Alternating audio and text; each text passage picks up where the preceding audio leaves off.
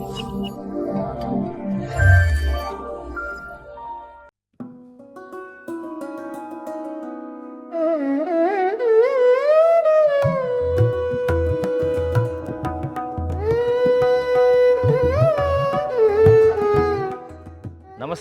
నా పేరు ఎన్ఎస్ ఆనంద్. నేను కావేరీ సీడ్ కంపెనీ తరపున మాట్లాడుతున్నాను. మొక్కజొన్న పంట రైతులకి లాభదాయకం. తక్కువ రోజుల్లో 90 నుంచి 120 రోజుల్లో ఇది పంట చేతికొస్తుంది. ఆంధ్ర మరియు తెలంగాణ రాష్ట్రాల్లో ఖరీఫ్ మరియు రబీ పంటల్లో దాదాపు 19 లక్షల ఎకరాల్లో సాగు చేస్తున్నారు. ఈ ఏకరేజ్ అనేది ఏదైతే విస్తీర్ణం ఉందో మంచి దిగుబడి అలాగే రైతుకు వచ్చే లాభాలను బట్టి ఇది ప్రతి సంవత్సరం కూడా పెరుగుతూ ఉంది.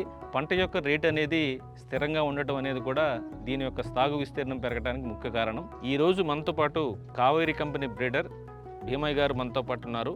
వారిని మొక్కజొన్న పంట సాగులో తీసుకోవాల్సిన మెలకువల గురించి అడిగి తెలుసుకుందాం. సార్ నమస్తే.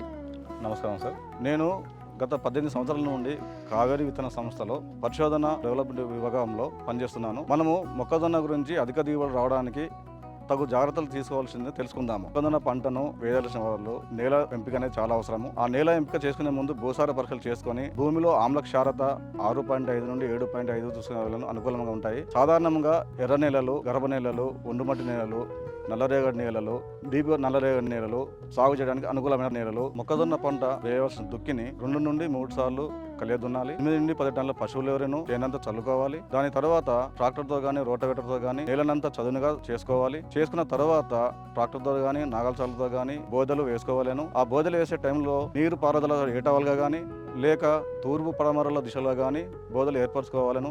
దానివలన మొక్కలకు సూర్యరశ్మి ఎక్కువగా తగిలి ఏపుగా పెరిగే అవకాశం ఉన్నది. ముఖ్యంగా మొక్కజొన్న పంట వేసే రైతులకి విత్తనం ఎంపిక అనేది చాలా అవసరము. ఆ విత్తనం ఎంపిక అనేది శుద్ధి చేసిన నాణ్యమైన విత్తనాలను ఎంచుకోవాలను. ఆ విత్తనాలకి తగిన దూరంలో ఎడంగా బోధకి 50 నుండి 60 సెంటీమీటర్లు, తర్వాత మొక్కకి మొక్క మధ్యలో 20 నుండి 20 సెంటీమీటర్ల దూరంలో వచ్చేట్టు విత్తుకోవాలను. తద్వారా మనకి చేనులో 30 నుండి 32 వేల మొక్కలు సాధ్యమవుతాయి.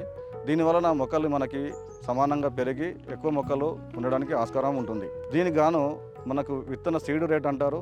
సీడ్ రేట్ని ప్రకారం బట్టి 7.5 నుంచి 9 కిలోల వరకు అవసరం ఉంటుంది. ముఖ్యంగా మన మొక్కజొన్న పంటలు ఎన్నుకున్న తర్వాత వేసే సమయంలో విత్తే సమయం చాలా ఇంపార్టెంట్. ఆ విత్తే సమయం వర్షాధారం కానీ యాసింగ్ కానీ వేస్తారు. వర్షాధారం అయితే June 15 నుంచి July 15 వరకు, యాసంగి కాలం అయితే October 15 November 15 వరకు వేసుకోవాలను. దీనికి గాను మన కావేరీ సీడ్ కంపెనీలో KMH 8333 అనే రకము వర్షాధారంగాను యాసంగి కాలం కానీ అనుకూలమైన రకము. ఈ రకము 110 నుండి 120 రోజులకు పంట కోతకు వస్తుంది. మనకి మొక్కజొన్న పంటలో అధిక దిగుబడులు రావడానికి మనకు ఆహారం ఏ విధంగా అవసరమో మొక్కజొన్న పంటకి కూడా అవసరం ఉంటుంది. కాబట్టి మనకు ఎరువులు అనేది చాలా అవసరము.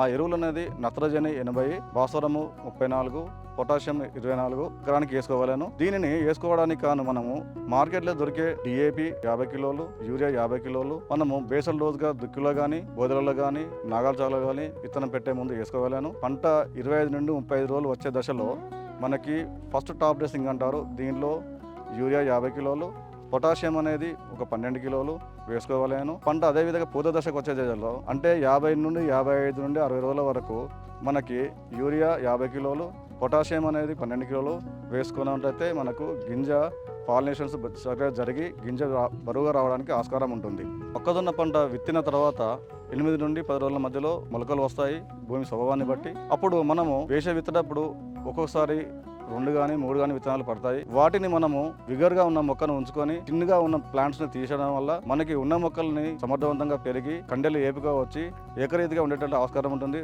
తద్వారా మనకి పంట ఏకరీతిగా కనిపించి దిగుబడి రావడానికి ఆస్కారం ఉంటుంది.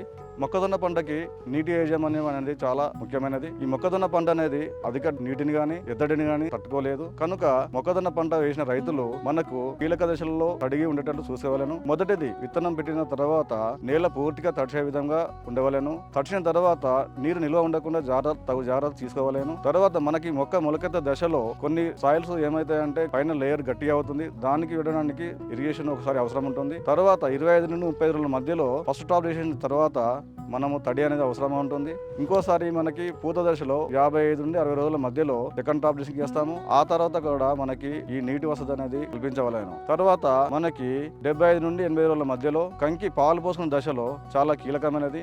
ఆ దశలో కనుక మనం తడిని కనుక ఇవ్వలేని పరిస్థితుల్లో ఉంటే పంట శాతము చాలా తగ్గుతుంది. కాబట్టి మనకి ఆ సమయంలో పొటాష్ కానీ యూరియా కానీ వేసుకుంటే మన గింజ బరువుగా వచ్చి దిగుబడి ఎక్కువగా రావడానికి ఆస్కారం ఉంటుంది. ఈ మొక్కజొన్న పంటలో అధిక దిగుబడులు రావడానికి కలుపు నివారణ, పురుగు మందులు, క్రిమికీటకాదులు, వీటికి సూక్ష్మ పోషకాలు, సస్యరక్షణ పద్ధతులు ఇంకా అవసరం ఉంటాయి. కాబట్టి దాని గురించి మా ఆనంద్ గారు మీకు విపులంగా వివరిస్తారు.